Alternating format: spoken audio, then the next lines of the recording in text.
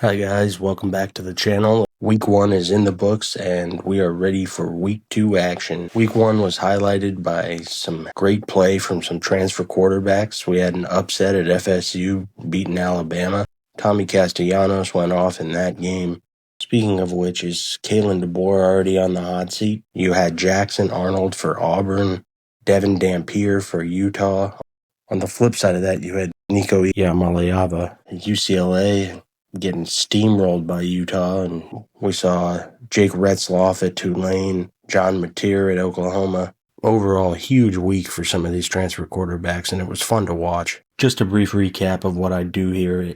I take the predictive models from the internet and I compare those against the Vegas spreads. This allows me to find edges and betting discrepancies that I tend to use or factor in when I make selections for the weekend. The other good thing about Week 1 being in the books is we finally have some data, and that's going to help build the models a little bit stronger. We're going to have a better idea as the weeks progress about who's for real, who's legit, where the models lie on that. That's only going to help us, and we're going to be able to have a more accurate prediction of how this is actually working. But so far, so good. Let's check last week's results, and then we'll get into some games for this week. All right, these are the results from last week. I wanted to show you this, and I'm going to show you every week the results, just to give you a better sense of how the predictive models are playing. So when we read the chart, if we look at the line first, let's just go to number 1. Akron, Wyoming. A negative represents that the away team is favored, and if it's a positive number, that represents that the home team is favored. This is just important to note because it's really the only way I can denote it on paper. I know it could get a little confusing, but just remember that those two columns, specifically line and model average, when they say a negative number, that means that the road team is favored. If it's a positive, that just means that the home team is favored. So Wyoming is a 5.5 point favorite versus the model thinking they're going to win by 4 points, essentially, because you can't win by 3.8 points. So that's roughly a 2-point discrepancy. That's what I mean when I talk about these discrepancies. The difference between the line and the model average. You see on the far side of the columns, discrepancy win-loss. It lost because in that instance, the model is telling you to take Akron. That's not a game that I would touch. If I'm looking at something that is that small in the margins, it's probably not a game I would touch. Now, if we go down a few lines and we see UCF versus Jacksonville State for another quick example, the model had UCF winning by 13.8 points, so about 14 points. They didn't cover 13.8, and they didn't cover 20.5 that Vegas had them set at. You would have taken Jacksonville State because the discrepancy between the line and the model was 7 points. And just for clarification, if we jump down to the Fresno State Georgia Southern game, we see that the model average in that game was 0.2 points. Well, that would mean Fresno State, according to the models, was favored by 0.2. You can't win by 0.2. The line only had them as a 1-point favorite, so that game's essentially a pick'em. There's really no statistical value there. That's not a game I necessarily would have played anyway. I just wanted to point out what the NSV stood for. That stands for no statistical value. I hope that gives you a little bit of better understanding of what we're trying to do here. Last week, I tracked 45 games. If you followed the discrepancy model and bet every single game of the 45 tracked, you would have went 25-20 for 55%. Now, of course, that's just overall. You're not going to probably be betting every single game. That's why I like to do this, is I like to find the biggest edges. Let's get an idea of what's going on with some matchups this week. Both of these teams are coming off weeks where they played historic programs in USC and Georgia. Missouri State got trounced by USC 73-13, and Marshall, one of our picks to cover last week, lost 45-7, but were able to cover the spread by half a point. There seems to be a bit of a QB battle brewing in Huntington. I watched a portion of that Marshall-Georgia game, and Marshall head coach Tony Gibson said Jaquai Long had earned the job in camp, also mentioning that he would have had a walkout by his players if Long wasn't named the starter week 1. But he wasn't able to do much with the opportunity, going just 3 for 11 for 19 yards. Carlos Del Rio Wilson, transfer from Syracuse, went 2 for 3 for 10 yards in his short spell on the field, but the standout for Marshall was Zion Turner, a Jacksonville State transfer, who sparked some life into the Marshall offense, even if it was against Georgia's second team. I do like Ryan Beard, the young coach at Missouri State, and I think he'll be a rising coach to watch in the future. but the Bears are a brand new D1 school as they're transitioning into the FBS this year. Vegas currently has the line set at Marshall as a 10-point favorite, and the average of the predictive models expect Marshall to win by almost 21 points. That leads to this week's biggest edge with a 10.9-point discrepancy. I'm willing to take the Thundering Herd to cover again this week, this time as the favorite. Kent State were losing to FCS school Merrimack 17-14 before a miraculous 100-yard kickoff late in the fourth quarter saved them from embarrassment and broke a 21-game losing streak for the Golden Flashers. Texas Tech routed Arkansas Pine Bluff 67-7, in which starting QB Baron Morton started hot, throwing 4 touchdowns before leaving with an ankle injury in the second quarter. Will Hammond came into the game in relief and was more than serviceable, going 7 for 9 with 92 yards passing and added a 67-yard rushing touchdown.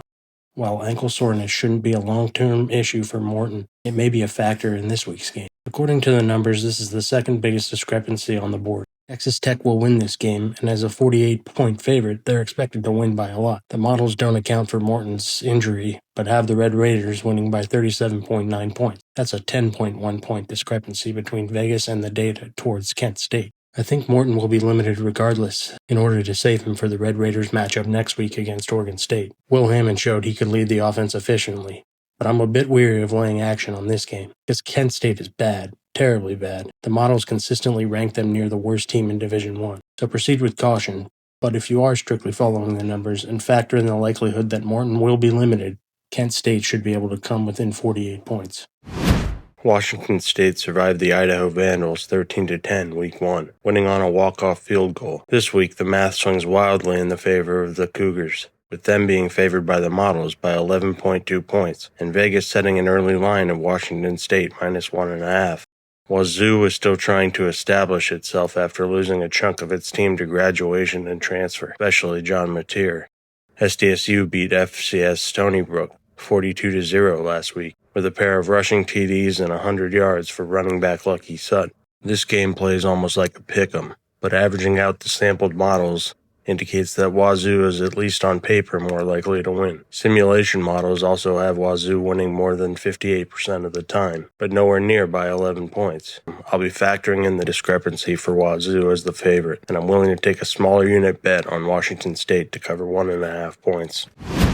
Clemson comes off a hotly contested top 10 matchup against LSU. What looked like a surefire shootout between Cade Klubnik and Garrett Nussmeier.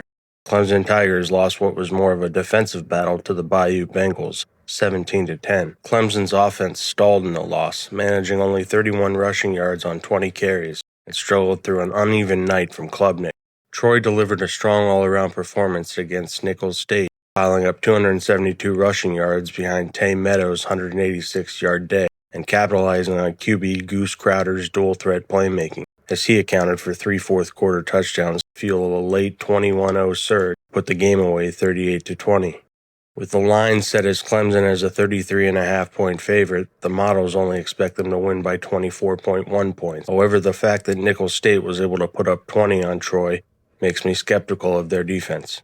It really comes down to how effective Clemson will be in generating some offense this week. I think Dabo and crew will get back on track and do so relatively efficiently against this Troy defense, but I don't know if they can cover 33.5. This matchup leans towards Troy to stay within the margins.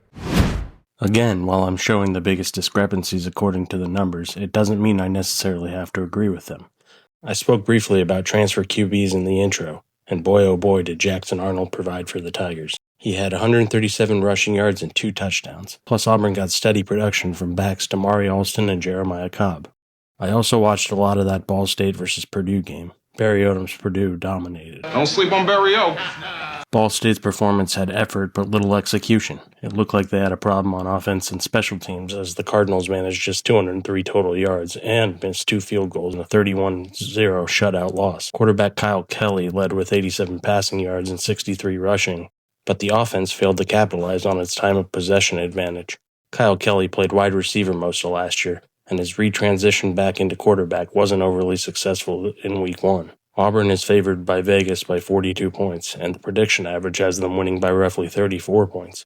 The data is always going to be a bit unclear on who these teams really are until about Week 4 or 5, but having watched both of these teams closely last week, I have to go with my gut. Personally, I haven't decided if I'll place a wager on this contest, but I simply don't trust Ball State. And if I were going to place a bet on the spread, I'd take Auburn. Well, guys, those are the top 5 discrepancies as noted by the math. Here's a quick look at some other games to take a look at for this week. I like that Jacksonville State. They're a plucky ball club. I think they could be a sneaky play here. Liberty is the favorite via Vegas, but the models actually slightly favor JSU.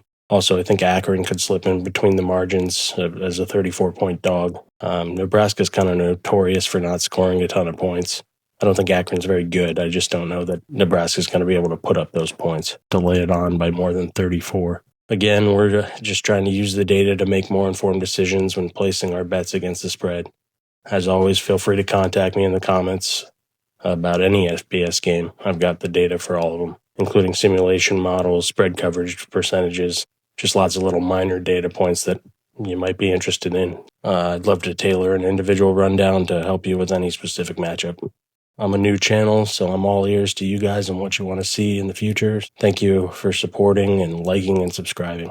And as always, have a safe and healthy weekend while you're watching college football and some NFL this weekend. And we'll see you in the next one, guys. Thanks.